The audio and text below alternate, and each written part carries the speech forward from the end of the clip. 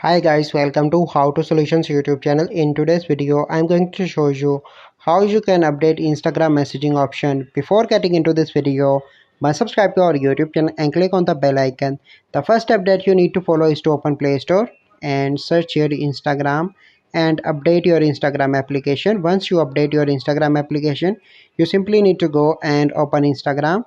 You can see that I have that option. So for let me show you on my another account, this option is not available to me. You can see that.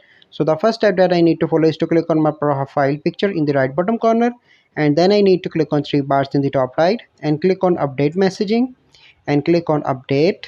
So you can see that now you can see that my feature is shown. So this is the step that you need to follow.